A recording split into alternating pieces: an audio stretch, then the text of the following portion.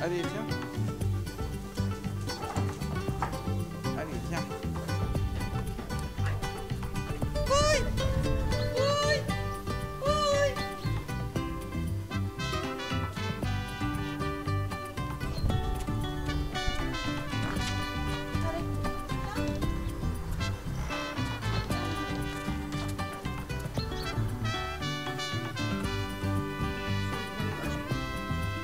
Au départ, elle refusait de boire le biberon avec quelqu'un d'autre que moi. Donc c'était assez problématique, je ne pouvais pas la faire garder. C'était 7 ou 8 biberons par jour, donc automatiquement elle était tout le temps avec nous. Au départ, je n'osais pas trop la lâcher parce que j'avais peur qu'elle se sauve. Et puis en fait, on a très vite compris qu'elle ne se sauvait pas. Donc. Et comme ça, c'est devenu la mascotte de la maison, le petit pot de colle.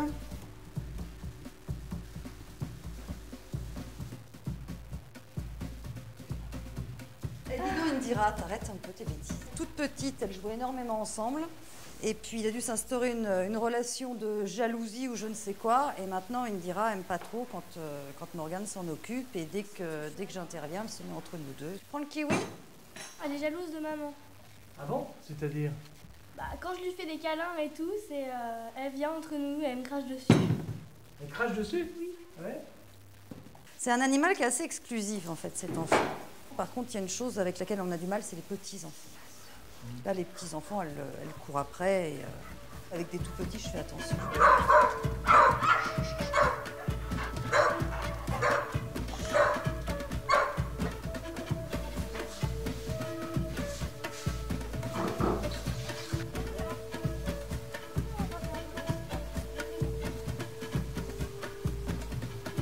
Indira est née le 28 juin. C'était un dimanche soir, me semble-t-il, et en fait, il y avait de l'orage. Donc on l'a rentrée avec sa mère pour qu'elle ne soit pas mouillée et qu'elle ait le temps de sécher. Et en fait, on s'est aperçu le lendemain matin qu'elle ne tétait pas. La mère refusait de l'allaiter. Au bout de 3 ou 4 jours, on a compris que ça allait être la bagarre. Nous l'avons donc passée au biberon à 7-8 biberons par jour tout au départ. Et puis au bout de 3-4 jours, on s'est dit qu'il fallait la remettre dehors avec sa mère. Et là, là, elle a quitté la mère et elle nous a suivis.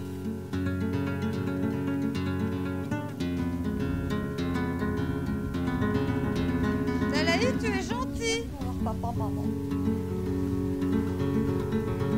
Bonjour, Dalaï. T'es gentil, hein? La maman d'Indira. Ça, c'est Anne, sa fille de l'année précédente. Donc, il n'y a pas de raison qu'elle n'accepte pas un enfant puisqu'elle l'a faite. En fait, les circonstances de l'abandon d'Indira, c'est quoi? C'est dû à l'orage? Alors on peut penser que c'est dû à l'orage parce qu'en fait on a retiré la mère du troupeau avec la petite. Donc comme on l'a mis à part, on peut penser que c'est une des raisons pour lesquelles elle a abandonné sa fille. Du fait qu'on la retire du troupeau, elle s'est dit que peut-être c'était dû à la fille qu'on la retire de son troupeau. Peut-être que c'est parce qu'elle n'avait pas de lait à ce moment-là et auquel cas elle ne pouvait pas nourrir sa fille, donc elle a préféré l'abandonner. On n'a jamais vraiment eu l'explication du fait qu'Indira ait été abandonnée par sa mère. Tu ne craches pas, Anne, hein? T'as pas le droit. Écoutez bien le glou-glou.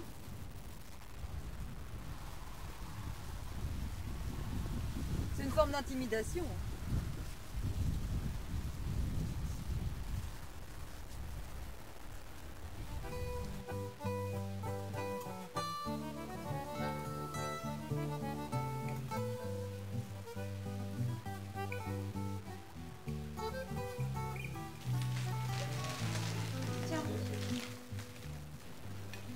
Surtout pas très facile de déjeuner, quoi, parce qu'il faut toujours qu'elle nous tête les cheveux, qu'elle regarde ce qu'on mange. C'est pas de tout repos.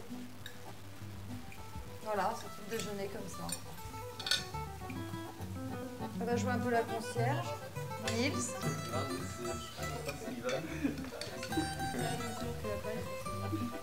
Là, de l'arrache.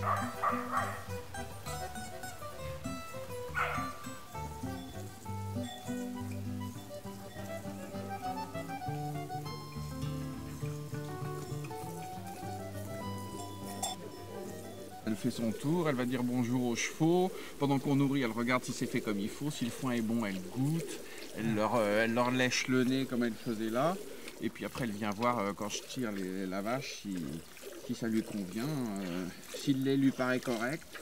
Le lait l'intéresse, mais elle a horreur de ça. Si on met ça dans son biberon ou qu'on lui en met dans un seau, elle fait des haut-le-cœur, elle fait ces espèces de bruits de bouche faut vous cracher dessus, elle a horreur de ça.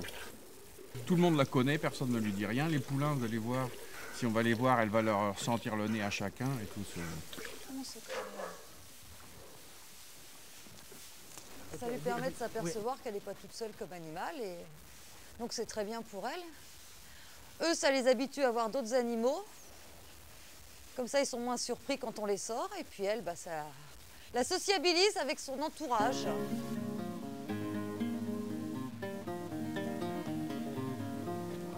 Met des étriers.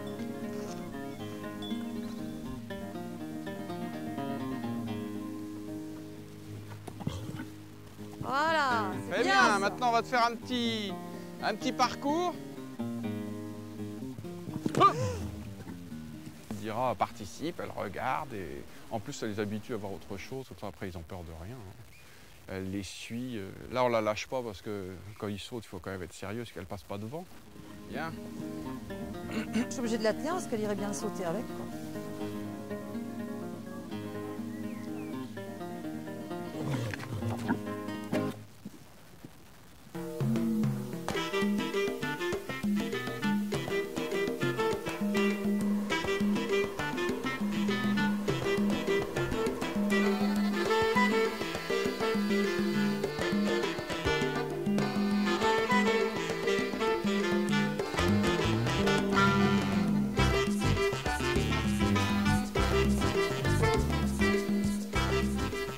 Elle n'aide pas du tout en fait, elle me met un bazar sur mon bureau, c'est assez épouvantable.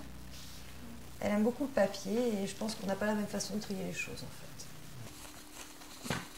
À partir du moment où je l'accepte dans la maison, j'accepte qu'elle trie mon courrier, c'est tout simple. Ça parle là-bas? Oui, elle parle. Elle parle là. Bah oui. T'es fatiguée? Ouais. Tu veux te coucher? Tu veux rentrer? Là, la maison se prête suffisamment à ce qu'elle puisse évoluer tranquillement. C'est vrai qu'en appartement, ce serait gérable pour personne, ni pour elle, ni pour nous d'ailleurs. C'est extraordinaire parce qu'en fait, tous ses besoins, elle les fait dehors. Et quand elle est dans la maison, elle respecte tout l'environnement, elle se couche sur les tapis, mais sans jamais faire de bêtises.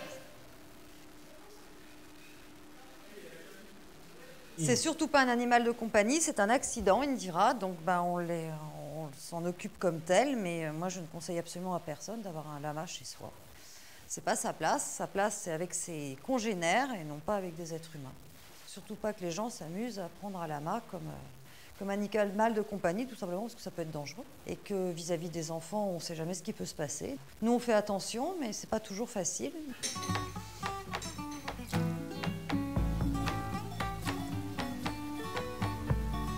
Quel va être son avenir? Il est impossible de toute façon de la réintégrer au troupeau. Et puis je pense qu'elle en serait complètement malheureuse. Donc si elle demande à aller vivre avec ses congénères, bah, elle ira sans aucun problème. Mais je pense qu'elle est tellement dépendante de nous quelque part. De toute façon, même sur le plan affectif, quand je m'absente une journée et qu'elle ne me voit pas, c'est la panique, quoi. Elle est toute triste, elle pleure, elle cherche partout, elle regarde dans la maison, elle fait toutes les pièces pour savoir si j'y suis pas. C'est pas la vie du vrai lama, mais bon, ce sera la vie de la famille à la maison.